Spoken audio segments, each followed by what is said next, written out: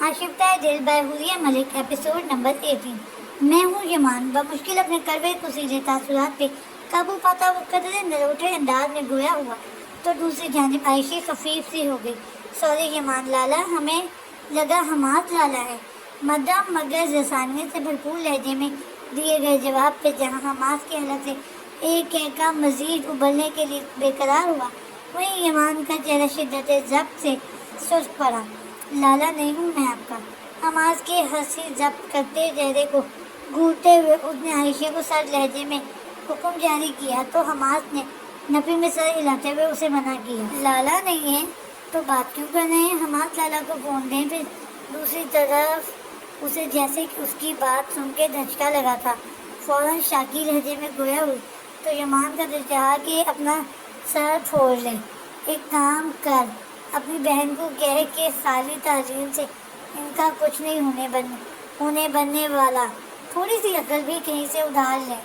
चिड़े हुए अंदाज में कहते हुए उसने मोबाइल हमास की गोद में पटका और खुद खफगी से गाड़ी का दरवाज़ा खोल के बाहर निकल गया, जबकि वो उसकी पुश्त को घूरता अब मोबाइल की जानिब मुतवज्जो हो चुका था, जहाँ उसकी लाडली उससे बात करने को बेचैन थी। Scene change. ताबिंदा बेगम नूरे को कॉल मिलाओ और कहो कि हर हाल में आज दादा के घर दावत में शिरकत ज़रूर करें।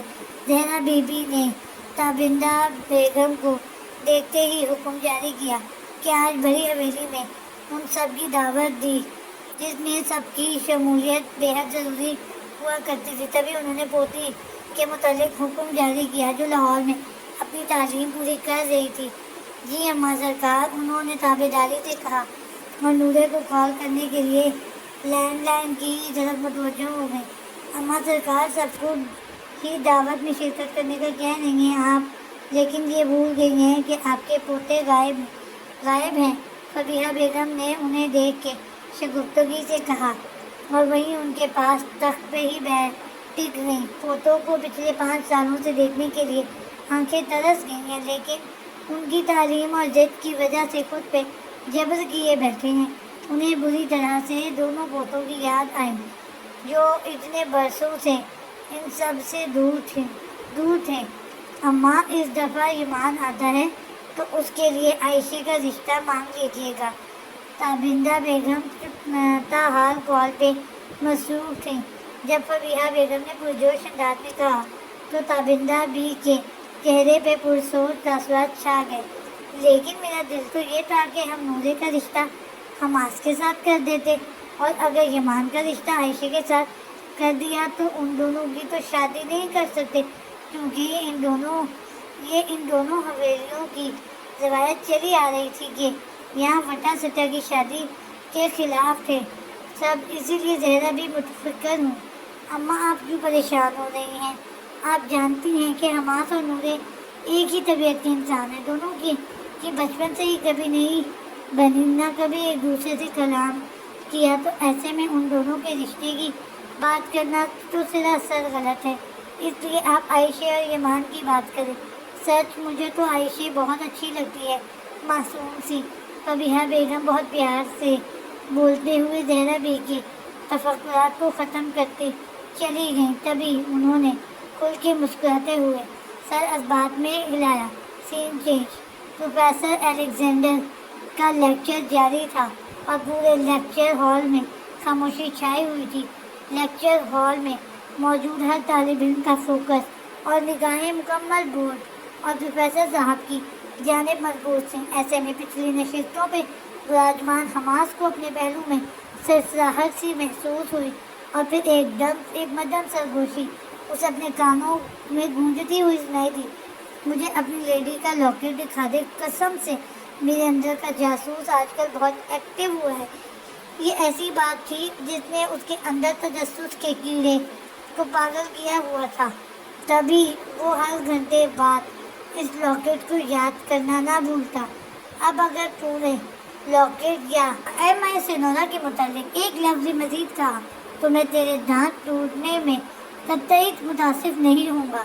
निगाहें बोर्ड पे मरकूज रखे वो बिना उसकी जानिब देखे दांत पीसते हुए बोला तो ईमान ने खा जाने वाली निगाहों से उसे घूरा। हालांकि तुम्हें ज़रूर होना चाहिए कि وہ اب لیکچر کو مکمل فراموش کیے سرگوشیانہ بول رہا تھا جب پروفیسر الیگزینڈر نے اسے دیکھا. یمان واٹ آر یو ڈوئنگ؟ ان کی کلخت آواز پہ اس نے کرنٹ کھا کے ان کی جانب دیکھا اور بالکل سیدھا ہو کے بیٹھ گیا.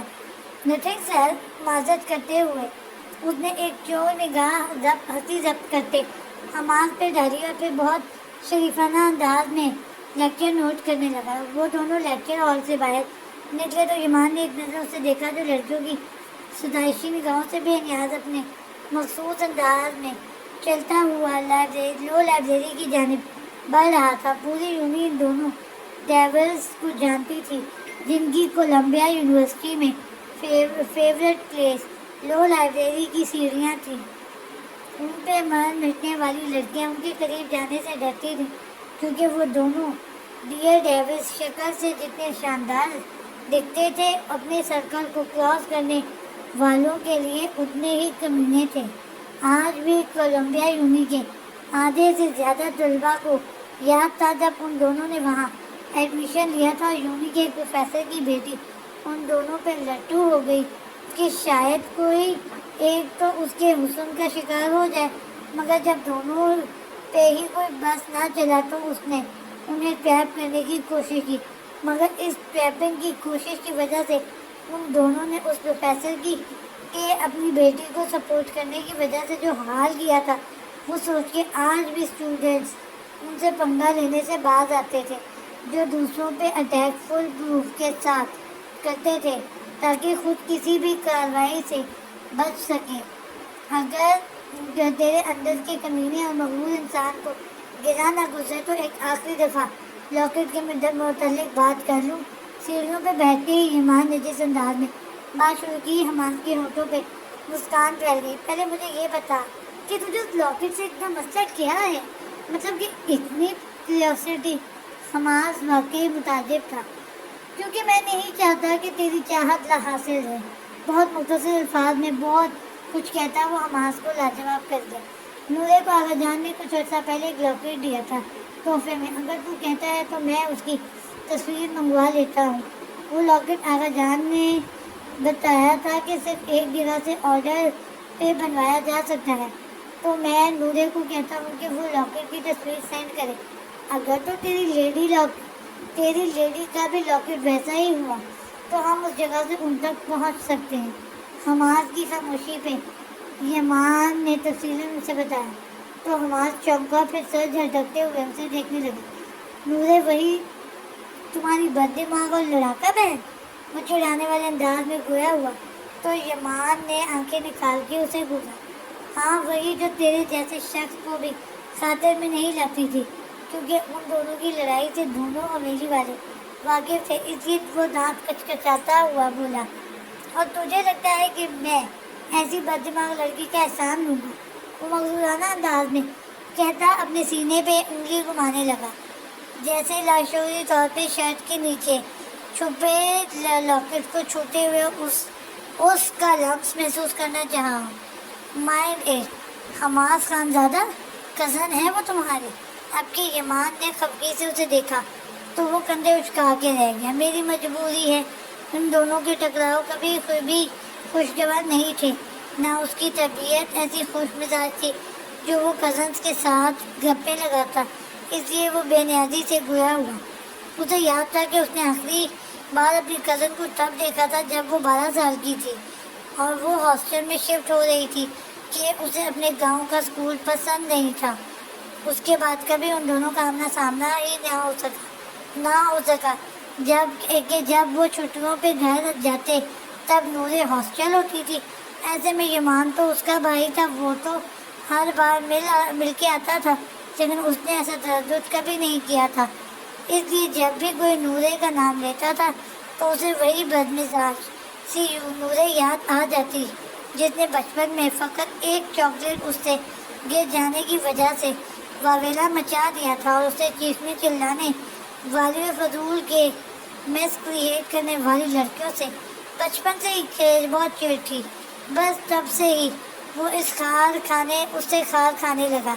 بچپن کی پگڈنڈیوں پہ بیزاری اور تنفر کے بیج بوتے وہ یہ جان ہی نہ سکا جس لڑکی کو اپنی سوچوں میں ہی آنے کی اجازت نہ دیتا تھا، وہ بہت دھڑلے کے ساتھ اس کے دل میں گھستی اس کی بستی کے گرد اپنا مضبوط حصار کھینچ چکی تھی۔ سین چینج۔ لاہور یونیورسٹی کے وسیع لان میں رکھے سنگی بینچ پہ بیٹھے وہ دونوں ارد گرد سے بیگانہ لگ رہے تھے۔ یار نورے، یہ زیادتی ہے، ابھی تو تم کچھ دن پہلے حویلی سے ہو کے آئی ہو، اب پھر سے واپسی۔ مالج نے اس کے خوبصورت چہرے کو دیکھتے ہوئے شاکی لہجے میں شکایت کی تو وہ نزاکت سے مسکراتی۔ مجبوری ہے، اب آغا جان اور دادو بیگم کا حکم تو نہیں ٹال سکتی، ویسے بھی میں بہت عرصے سے بڑی حویلی نہیں گئی، تو اب تو ضرور جانا ہے۔ سوائے ایک حماس کے اسے بڑی حویلی کے ہر ایک شخص سے بہت انسیت تھی۔ تبھی وہ ادھر جانے کا سن کے فوری تیار ہو گئی، مگر مالج بے چین ہو اٹھا۔ تمہاری ساری باتیں ٹھیک ہیں، لیکن یار میں اتنے دن تمہارے بغیر کیا کروں گا؟ وہ جھنجھلاتے ہوئے اور کسی قدر افسردہ لہجے میں بولتا اس کے ہاتھ تھام گیا تو وہ دھڑکتے دل کے ساتھ پلکیں جھکا گئی۔ بس 3 دن کی ہی تو بات ہے، ویسے بھی ہم کال پہ تو ایک دوسرے سے بات کرتے ہی رہیں گے۔ نامحسوس انداز میں اس کی نرم گرم گرفت سے اپنے ہاتھ نکالتی وہ رسانیت بھرے لہجے میں گویا ہوئی تو اس نے اس کی خوشی کا خیال کرتے ہوئے آہستگی سے سر ہلایا اور پھر اسے ساتھ لیے کینٹین کی جانب بڑھ گیا، جبکہ اس کے ہم قدم چلتی نورے کے چہرے پہ بہت خوبصورت رنگ لے آنے والے دنوں کے بہت حسین خواب بنتی جا رہی تھی۔ سین چینج۔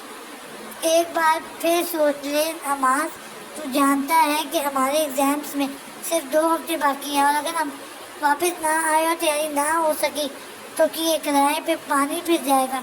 اس کے ساتھ تیز تیز چلتا یمان بورڈنگ پاس کر کے باہر کی جانب بڑھ رہا تھا۔ ہم نے پاکستان صرف 3 دن رکنا ہے، اس کے بعد فوری واپسی۔ اس نے اپنے مقصود سے بے لچک انداز میں جواب دیا تو یمان نے اسے یوں دیکھا گویا اس کا دماغ چل گیا۔ مجھے یہ بتا کہ تیرے دماغ میں چل کیا رہا ہے؟ کچھ مہینے پہلے کسی کو بھی اطلاع دیے بغیر پاکستان گیا اور اس کو گلے لگا کے آ گیا، اور اس کے سینے کی طرف اشارہ کرتے ہوئے اس نے بات جاری رکھی۔ اب کی بار یہ صرف 3 دنوں کے لیے جانے کا مقصد پوچھ سکتا ہوں؟ اس نے کڑے تیوروں کے ساتھ اس طرف سادگیاں بالکل ضرور پوچھو، اس کے اشارے بے نیازی سے کہنے پہ یمان نے ایک زوردار مکہ اس کی کمر پہ رسید کیا تو وہ ہنستے ہوئے اس کی شکل دیکھ کے بولنے لگا، اب کی بار صرف لاکٹ نہیں بلکہ لاکٹ والی کو سینے سے لگا کے واپس آنے کا ارادہ ہے۔ ہونٹوں پہ مچلتی معنی خیز مسکان کو دبانے کی ناکام کوشش کرتا وہ دل نواز لہجے میں بولتا یمان کو ساکت کر گیا، لیکن اگلے ہی لمحے وہ چیخ مار کے تیزی سے حماس کے سامنے ہوا تو تیز تیز چلتے حماس نے فوراً پیروں کو بریک لگائی، ورنہ تصادم لازمی تھا۔ تو سچ کہہ رہا ہے؟ کیا تجھے پتہ چل گیا ہے؟ اپنی سنورا کا اس کا لہجہ مارے جوش کے بلند ہو رہا تھا۔ پتہ کریں گے نا تیری بہن کی مدد سے۔ اس کے جواب میں یمان نے الجھ کے اسے دیکھا گویا اس کی بات سمجھنا چاہتا ہو۔ ضروری نہیں کہ ہم کسی بدمزاج شخص سے ڈائریکٹ مدد مانگ کے اسے مزید ہواؤں میں اڑنے کا موقع دیں، اس لیے میں نے سوچا کیوں نہ شرف بشرف نورے خان زادہ سے ملاقات کر کے ان کا لاکٹ دیکھاؤں۔ وہ بائیں آنکھ کا کونا دبا کے کہتا یمان کو دنیا کا کمینہ ترین انسان لگا۔ اللہ کرے نورے نے ان دنوں لاکٹ نہ پہن رکھا ہو۔ جب جواباً یمان کو اور کچھ نہ پوچھا سوجا تو وہ جلے دل سے بولتا اسے کھل کے ہنسنے پہ مجبور کر گیا۔ نیور مائنڈ، میں ایک بہت اچھا چور بھی ہوں، بے شرمی سے کہتا۔ اب کی بار وہ یمان کو بھی کھلکھلانے پہ مجبور کر گیا۔ سین چینج۔ جب ٹیکسی بڑی حویلی کی گیٹ کے سامنے آ کے رکی تو یمان نے ایک نظر اسے دیکھا جو بہت مطمئن نظر آ رہا تھا۔ تو نے سوچ لیا ہے نا کہ اس طرح اچانک آمد اور 3 دن بعد واپسی کی کیا تعویلیں بھی پیش کرنی ہیں؟ یمان نے اس کی جانب دیکھتے ہوئے پوچھا جو ٹیکسی کا دروازہ کھولتا باہر نکل رہا تھا۔ نہیں، کیونکہ باتوں کے ذریعے ایک جمع ایک گیارہ کرنے والا ٹیلنٹ تجھ میں کود کود کے بھرا ہے۔ اسی ہی تو سوچ، لیکن اس سے پہلے ٹیکسی والے کو فارغ کر دینا۔ ہاتھ میں پکڑے موبائل پہ نمبر ملا تھا۔ مصروف سے انداز میں اندر کی جانب بڑھ گیا، جبکہ اس کے پہلے جملے پہ مسکراتا ایمان ذہن میں مختلف جملے ڈیکوڈ کرنے لگا۔ سین چینج۔ موبائل کان سے لگائے وہ اپنے دھیان میں لو نبود کر کے حویلی کا اندرونی دروازہ کھولنے ہی والا تھا، جب وہ ایک خوشگوار جھونکے سے کی مانند اس کی کشادہ سینے سے آن ٹکرائی۔ وہ جو اپنے ہی دھیان میں مگن تھا، اس اچانک رفتار پہ اپنے فارغ ہاتھ کو لشکری طور پہ فوراً نوارت کے گرد لپیٹتے ہوئے اس نے اسے گرنے سے بچایا، تو آنکھوں میں نہ جانے کیوں ایک جانا پہچانا تھا منظر جاگ اٹھا۔ وہ جو مالک کی کال آنے پہ بہت تیزی سے باہر نکلی تھی، دروازہ کھولنے پہ کسی سے بہت بری طرح سے ٹکرائی، جس کے نتیجے میں اس نے فوراً مقابل کی کوٹ کو مٹھی میں جکڑتے ہوئے خود کو سہارا دیتے ہوئے جیسے ہی نگاہ اٹھائی تو نگاہ ٹھٹک سی گئی۔ وہی حسین آنکھیں، وہی ماتھے پہ بکھرے حسین بال، وہ ہوا کے دوش میں ادھر ادھر بکھرے پڑے تھے، جبکہ دوسری جانب اس کے چہرہ اٹھا کے اس کی جانب دیکھنے پہ اسے بازو کے حصار میں لیے کھڑے حماس کو ڈر ساتوں آسمان خود میں گرتے محسوس ہوئے۔ اس نے ایک بار، دو بار، پھر بہت بار اسے بغور دیکھا، لیکن نہیں، وہ وہی تھی جسے پانے کی چاہ میں وہ جو 7 سمندر عبور کر کے یہاں پہنچا تھا۔ اس کی خوبصورت سرمئی نگاہیں دیوانہ وار اس کے چہرے کا جائزہ لیتی، اس کے دائیں کان سے اوپر بنے زخم کے نشان پہ گئیں تو جیسے شک و شبہ کی کوئی گنجائش باقی نہ رہی۔ اس کی نگاہوں سے چھلکتی دیوانگی اور لمحہ بہ لمحہ کمر پہ بڑھتی مضبوط انگلیوں کی گرفت نورے کو جیسے ہوش آیا اور وہ فوراً اس کے مضبوط حصار میں قسمت آئی۔ لیو می، اس کی خوبصورت آواز میں بے پناہ ناگواری سمٹ آئی، لیکن اس کی ناگواری اور مزاحمت کو نظر انداز کرتا وہ بے خودی سے موبائل تھامے ہاتھ کے ساتھ ہی اس کے چہرے پہ بکھری سنہری لٹوں کو ہٹاتا شدت جذب سے اس پہ جھکا اور اپنے تڑپتے سلگتے لب اس کے زخم کے نشان پہ رکھ دیے۔ ایم آئی سنورا، وہ جو اس کی نگاہوں کی لپک سے خائف اس کی گرفت سے آزادی حاصل کرنے کو مچل رہی تھی، اس اجنبی کی اس قدر بے باک اور اخلاقیات سے گری حرکت پہ بفر اٹھی اور ایک جھٹکے سے اسے پرے دھکیلتی اس کے رخسار پہ ایک زوردار تماچا رسید کر گئی، جبکہ ان سے کچھ ہی فاصلے پہ کھڑا ایمان، جو کچھ لمحے قبل ہی وہاں پہنچا تھا، نورے کو حماس کے اتنے نزدیک دیکھ کے ساکت رہ گیا، لیکن اس سے پہلے کہ وہ حماس سے کچھ کہتا، حماس کی بے خود حرکت اور اس کے ہونٹوں سے نکلنے والا ایم آئی سنورا کے الفاظ بے سن رہ گیا۔ جاری ہے۔